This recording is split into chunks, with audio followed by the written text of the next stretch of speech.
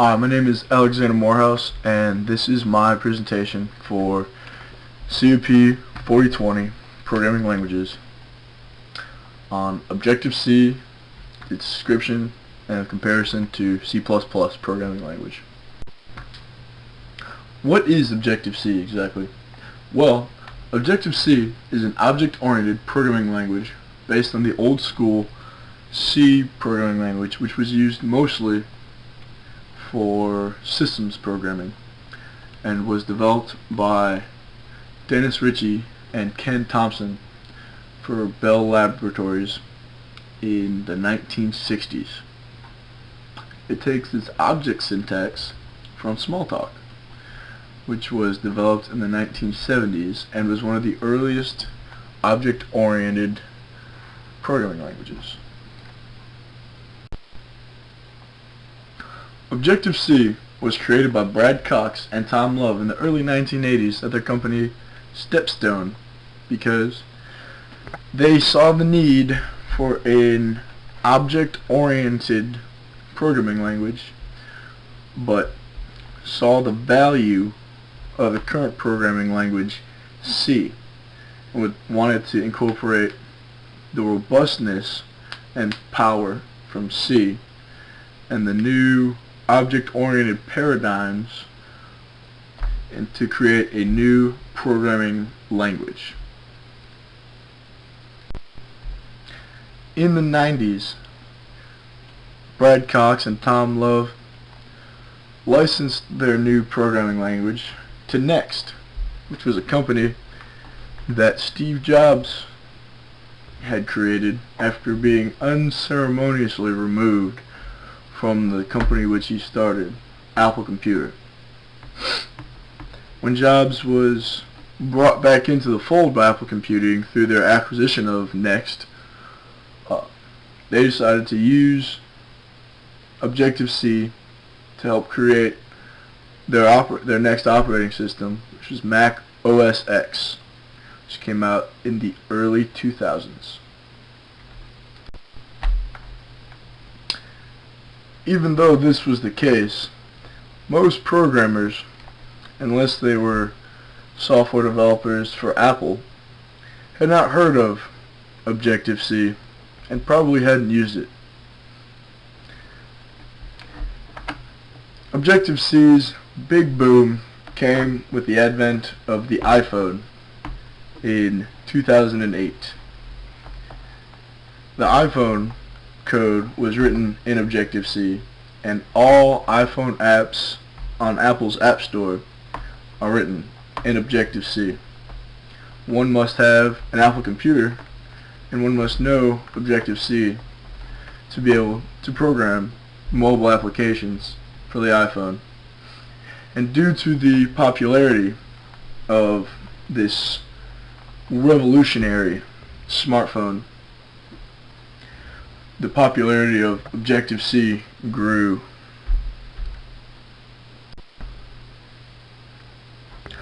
Like I stated earlier, Objective-C has its roots in the old school systems programming language C. It's a very powerful programming language. There's direct access to memory and various other low-level commands in most operating systems.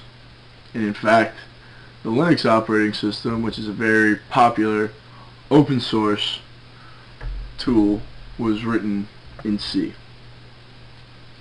But enough about C. Objective-C's a strict superset of C, which means that if one wanted to, they could create and compile a C program using the Objective-C compiler, and it would work perfectly well. There would be no syntax errors, and it would run. Probably wouldn't want to because it would take longer than to run just with a regular like GCC or C-based compiler, but you could compile a C program with an Objective-C compiler, and you wouldn't have any issues.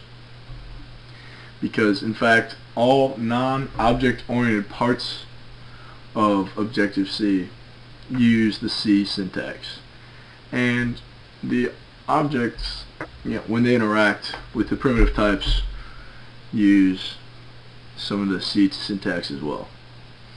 As far as semicolons and functions that are based on primitive types without any objects or class involvement. Objective-C takes its object syntax from Smalltalk, which means basically that it passes messages between objects rather than functions, as they're called in C and C++, or methods, as they're called in Java many times. And these messages are bound at runtime, as opposed to C and C++, which bind their functions at compile time. Now, this choice to compile at runtime as opposed to compile time was so that they could become more dynamic, in the sense that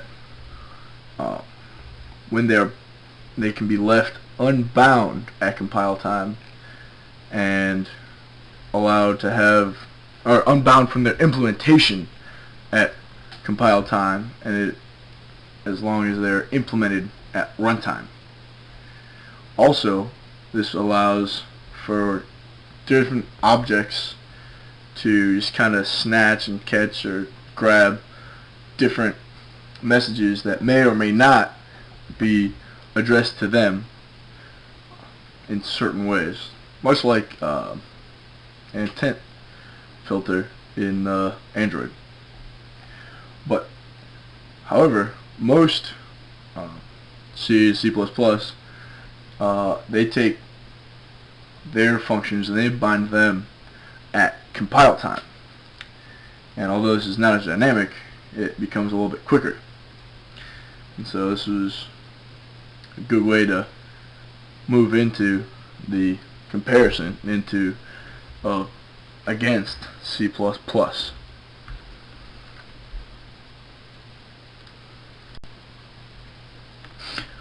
C++ is probably one of the most popular C derivatives and one of the most popular programming languages in general.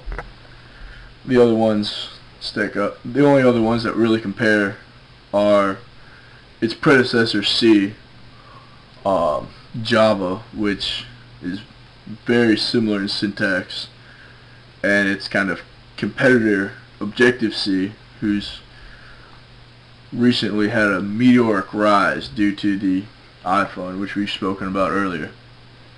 Now, C++ was created by Bjarne Stroustrup around the same time that Objective-C was created, and instead of working at Stepstone, small company, Bjarne Stroustrup was working for the tech giants Bell South Laboratories, and who had created the original C language. And basically, was Bjarne. Basically, his thing was he wanted to add some object-oriented things. Sure, that's alright. But he also just wanted to make just improvements upon the C programming language in general. And that's where the name came from, C++, as in one past C, as in one slightly better than C. It's kind of funny, but that's not particularly humorous.